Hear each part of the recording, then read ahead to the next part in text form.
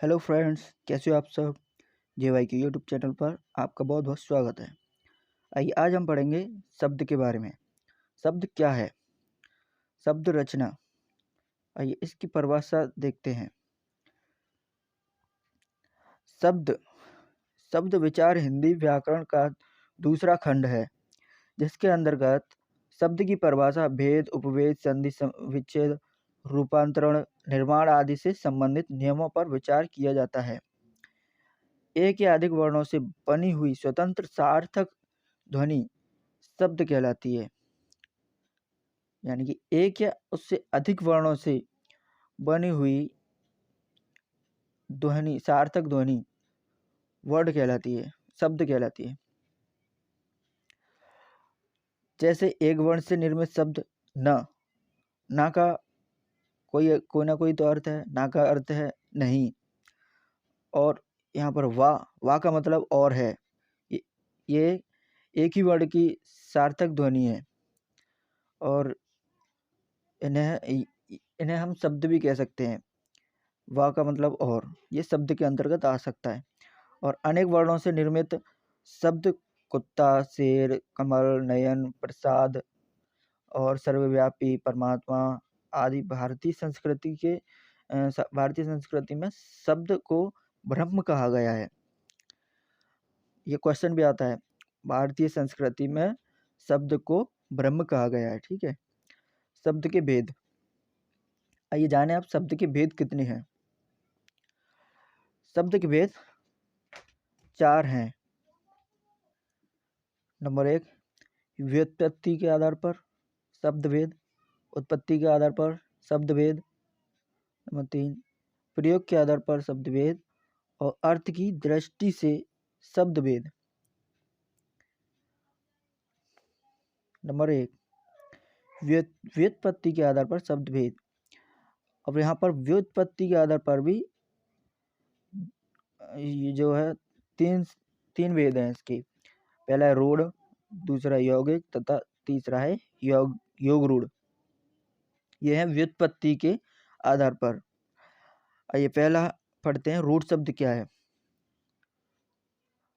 जो शब्द किन्हीं अन्य शब्दों के योग से ना बने और किसी विशेष अर्थ को प्रकट करते हो तथा जिनके टुकड़ों का कोई अर्थ नहीं हो, वे रूढ़ कहलाते हैं। जैसे कल में अगर हम इसे तोड़ देंगे, का और ला का कोई अर्थ है?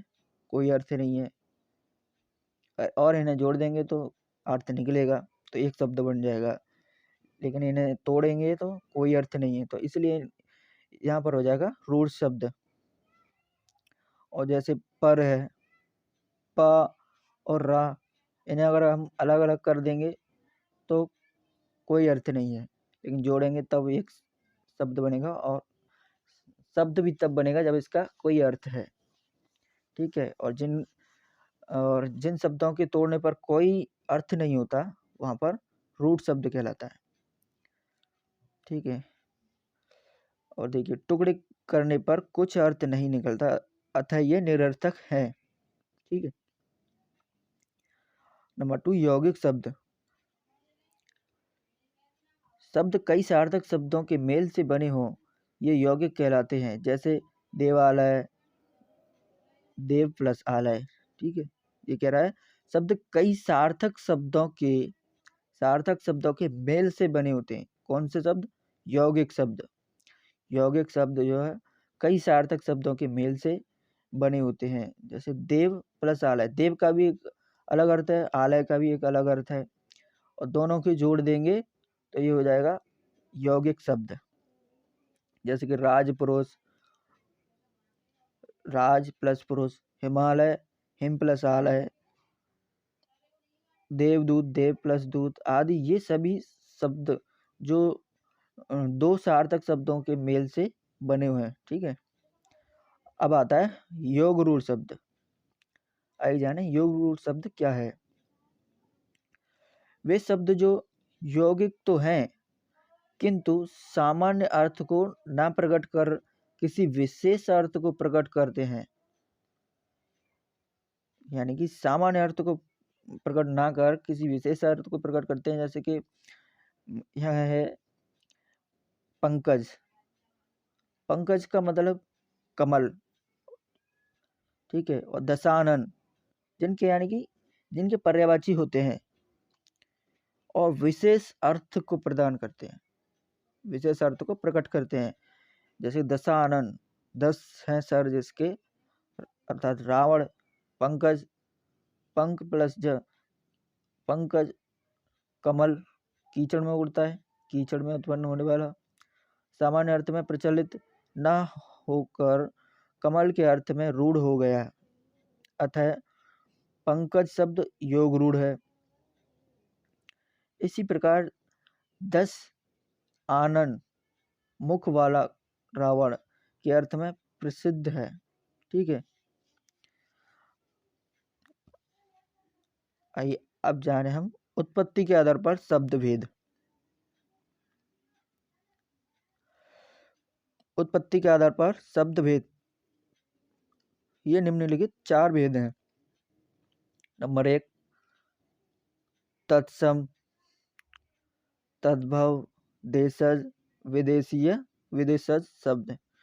नंबर 1 पढ़ते हैं हम। जो शब्द संस्कृत भाषा से हिंदी में बिना किसी परिवर्तन के लिए गए हैं वे तत्सम शब्द कहलाते हैं। जैसे कि अग्नि, क्षेत्र, वायु, रात्रि, सूर्य आदि, ठीक है। आप समझ सकते हैं, ये बिल्कुल सिंपल है टॉपिक, और ये टॉपिक कई बार पढ़ा भी होगा। तत्सम शब्द, जो शब्द संस्कृत से सीधे लिए गए हैं उन्हें हम तत्सम शब्द कहते हैं। और तद्भव शब्द वे हैं जो शब्द रूप बदलने के बाद संस्कृत से हिंदी में आए हैं, वे तद्भव शब्द कहलाते हैं। अब इनका अंतर देख लीजिए। वे शब्द जो अभी भी यूज तो हो रहे हैं लेकिन संस्कृत से हिंदी में लाए गए हैं, लेकिन अब भी जैसे संस्कृत में थे अब भी वे वैसे के वैसे हैं, वे तत्सम शब्द कहलाते हैं। और तद्भव शब्द लाए तो लिए गए तो संस्कृत से ही है, लेकिन उनका रूप बदल गया है, वे तद्भव शब्द कहलाते हैं। जैसे कि आग, अग्नि से आग हो गया है, खेत और क्षेत्र से खेत हो गया है, रात्रि से रात हो गया है, सूर्य से सूरज, ठीक है। ये संस्कृत से आए हुए शब्द हैं, उनका इनका रूप बदल चुका है। अब इसके बाद आता है देशज शब्द। ये देशज शब्द क्या है? जो शब्द क्षेत्रीय प्रभाव के कारण परिस्थिति व आवश्यकता अनुसार बनकर प्रचलित हो गए हैं, वे देशज शब्द कहलाते हैं। जैसे पगड़ी, गाड़ी, थैला, पेट, खटखटाना आदि। यानी कि जो शब्द हमारे परिस्थिति के अनुसार या आवश्यकता के अनुसार बन चुके हैं, या हम किसी भी गांव में या किसी भी शहर में जो भी हम काम करते हैं, इसी के अनुसार, हमारे रहन सहन के अनुसार हम कुछ भी बोल रहे हैं। जैसे कि डेली यूज में किसी अर्थ को ले रहे, किसी शब्द को ले रहे हैं, जैसे भी बन गया सो बन गया, वो देशज शब्द कहलाते हैं। और विदेशी या विदेशज शब्द क्या होता है? देखिए नंबर 4 पर है विदेशी शब्द। विदेशी शब्द विदेशी जातियों के संपर्क से उनकी भाषा के बहुत से शब्द हिंदी में प्रयुक्त होने लगे हैं। ऐसे शब्द विदेशी अथवा विदेशज शब्द कहलाते हैं। जैसे स्कूल, अनार, आम, कैंची, अनार, अचार, पुलिस, टेलीफोन, रिक्शा आदि, ये सभी क्या है? विदेशी शब्द हैं। आइए अब जानेंगे हम ऐसे कुछ विदेशी शब्दों की सूची।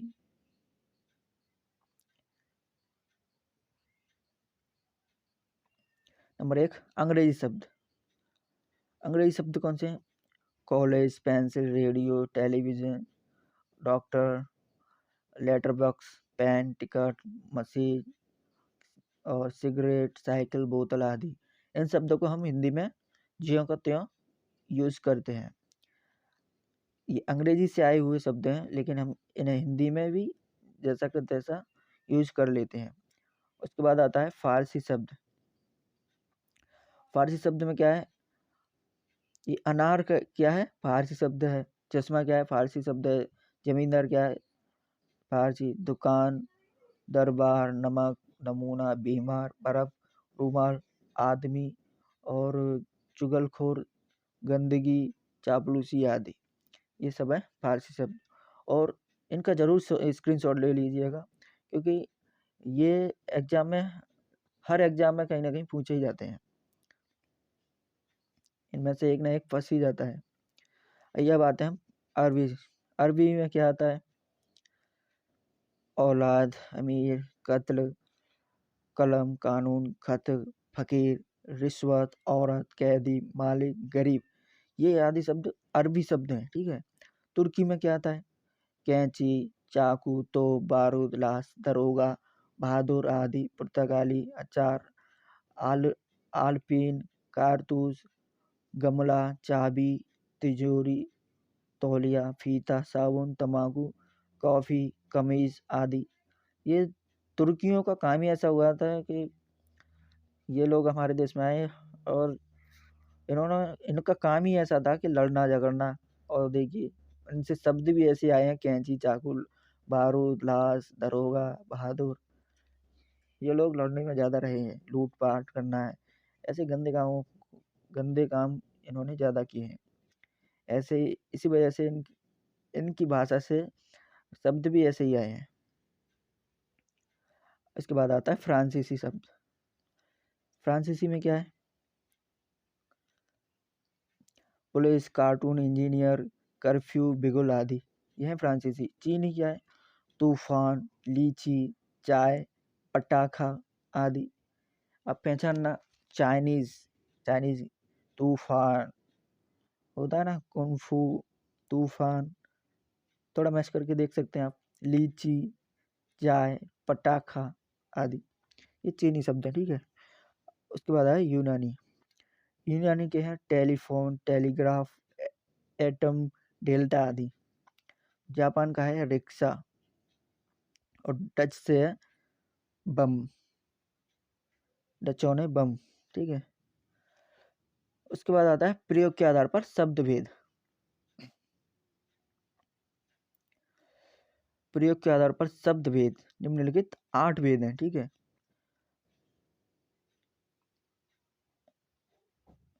प्रयोग के आधार पर 8 भेद हैं, संज्ञा, सर्वनाम, विशेषण, क्रिया, क्रिया विशेषण, संबोधक, समुच्चय बोधक और विस्मय बोधक। इन्हें हम अलग से डिटेल में पढ़ेंगे, ठीक है। इन संयुक्त 8 प्रकार के शब्दों को भी विकार की दृष्टि से 2 भागों में बांटा जा सकता है, विकारी और अविकारी। विकारी शब्द क्या है, जिन शब्दों का रूप परिवर्तन होता रहता है वे विकारी शब्द कहलाते हैं। जैसे कुत्ता, कुत्ते, कुत्तों, मैं, मुझे, हमें, अच्छा, अच्छे, खाता, खाती, खाता है, खाती है, खाते हैं। यानी कि इनके रूप बदलते रहते हैं, और इनमें संज्ञा, सर्वनाम, विशेषण और क्रिया विकारी शब्द हैं, ठीक है। और अविकारी शब्द क्या है, जिन जिन शब्दों के रूप में कभी कोई परिवर्तन नहीं है वे अविकारी शब्द कहलाते हैं। जैसे यहाँ, किंतु, नित्य और हे, अरे आदि। इनमें क्रिया विशेषण, संबोधक, समुच्चय बोधक और विस्मयादिबोधक आदि हैं। इनका रूप नहीं बदलता और विकारी शब्दों का रूप बदलता है। इनके नाम से ही पता चलता है, विकारी यानी कि रूप बदलना, अविकारी यानी कि इनका रूप नहीं बदलता है, ठीक है। और अर्थ की दृष्टि से शब्द भेद। आइए जानें अर्थ की दृष्टि से शब्द भेद क्या है। अर्थ की दृष्टि से शब्द के भेद 2 हैं, सार्थक और निरर्थक। पहला है सार्थक अंग। सार्थक शब्द, जिन शब्दों का कुछ ना कुछ अर्थ हो वे शब्द सार्थक शब्द कहलाते हैं। जैसे रोटी, पानी, ममता, डंडा आदि, ये हो गए सार्थक शब्द। इनका कोई ना कोई अर्थ तो है। रोटी, रोटी तो आप सब जानते हैं, पूरी दुनिया जानती है। रोटी को सब खाते हैं। पानी को सब जानते हैं। माँ माँ की ममता सब जानते हैं। डंडा, माँ का डंडा भी पड़ता है कभी कभी जब गलती करते हैं तो, ठीक है। निरर्थक शब्द क्या है, जिन शब्दों का कोई अर्थ नहीं होता है वे शब्द निरर्थक कहलाते हैं। जैसे रोटी, वोटी, देखिए रोटी के साथ वोटी इसका कोई अर्थ ही नहीं है, लेकिन हम इससे यूज करते हैं। पानी वानी, पानी का अर्थ तो है लेकिन वानी का कोई अर्थ नहीं है, ये हुए निरर्थक। डंडा वंडा, इनमें कोई वंडा का कुछ अर्थ है? वंडा क्या होता है? डंडा के साथ वंडा क्या है? कोई अर्थ नहीं, इसलिए ये निरर्थक। ठीक है। और इनमें वोटी, वाणी, वंडा और आदि निरर्थक शब्द हैं। निरर्थक शब्दों पर व्याकरण में कोई विचार नहीं किया जाता, यानी कि निरर्थक शब्दों पर व्याकरण में कोई विचार किया नहीं जाता, क्योंकि उनका कोई यूज ही नहीं है, फिर क्या करेंगे बेवजह। अब आता है शब्दार्थ ग्रहण। ये शब्दार्थ ग्रहण क्या है? बच्चा समाज में सामाजिक व्यवहार में आ रहे शब्दों के अर्थ कैसे ग्रहण करता है, इसका अध्ययन भारतीय भाषा चिंतन में गहराई से हुआ है और अर्थ ग्रहण की प्रक्रिया को शक्ति के नाम से कहा गया है। शक्ति ग्रह व्याकरणोपमान मान को साप्त वाक्याद व्यवहार तश्च।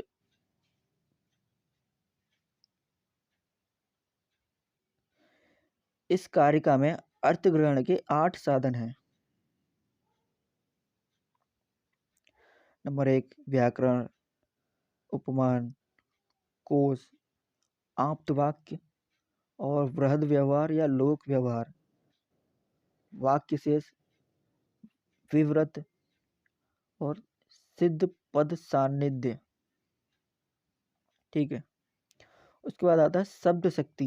ये शब्द शक्ति क्या है? प्रत्येक शब्द से जो अर्थ निकलता है वह अर्थ बोध कराने वाली शब्द की शक्ति है। ठीक है। यानी कि प्रत्येक शब्द जो अर्थ निकालता है वह अर्थ बोध कराने वाली शक्ति शब्द की शक्ति कहलाती है। अर्थ बोध कराने वाली शब्द की शक्ति कहलाती है। शब्द की 3 शक्तियां हैं। कौन सी हैं? अभिधा, लक्षणा, व्यंजना।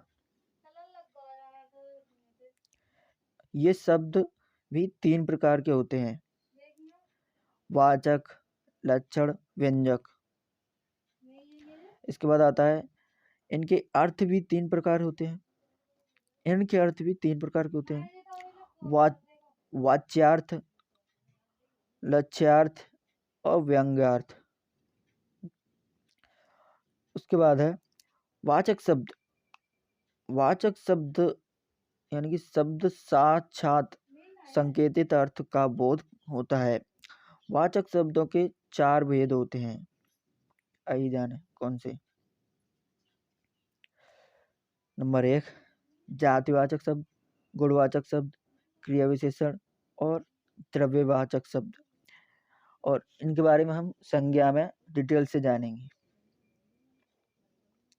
उसके बाद आता है अभिधा शक्ति। अभिधा शक्ति क्या है? मुख्य अर्थ की बोधिका शब्द की प्रथमा शक्ति का नाम अभिधा है। अभिधा शक्ति से पद पदार्थ का पारस्परिक संबंध ज्ञात होता है। अभिधा शक्ति से जिन वाचक शब्दों का अर्थ बोध होता है उन्हें क्रमशः रूढ़, पेड़ पौधा, यौगिक, पाठशाला, मिठाई वाला तथा योगरूढ़, चारपाई कहा जाता है। इसके बाद है लक्षणा शक्ति। लक्षणा शक्ति क्या है? मुख्यार्थ से भिन्न लक्षणा शक्ति द्वारा अन्य अर्थ लक्षित होता है। इसके अर्थ को लक्ष्यार्थ कहते हैं। शब्द में यह आरोपित है और अर्थ में इसका स्वाभाविक निवास है। जैसे वह बड़ा शेर है। मैं शेर बहादुर का लक्ष्यार्थ है, यानी कि वह बड़ा शेर है, तो इसमें शेर बहादुर का लक्ष्यार्थ है। ठीक है। उसके बाद आता है लक्षणा शक्ति। नंबर 2 मुख्यार्थ की बाधा होने पर रूढ़ि प्रयोजन को लेकर जिस शक्ति के द्वारा मुख्यार्थ से संबंध रखने वाला अन्य अर्थ लक्षित हो उसे लक्षणा शक्ति कहते हैं। लक्षणा के लक्षण में 3 बातें मुख्य हैं: मुख्यार्थ की बाधा, मुख्यार्थ का योग, रूढ़ि या प्रयोजन। इसके बाद है व्यंजना शक्ति। व्यंजना शक्ति, व्यंजना के 2 भेद हैं: शाब्दी व्यंजना, आर्थी व्यंजना। शाब्दी व्यंजना के 2 भेद हैं, यह अभिधा मूला और लक्षणा मूला।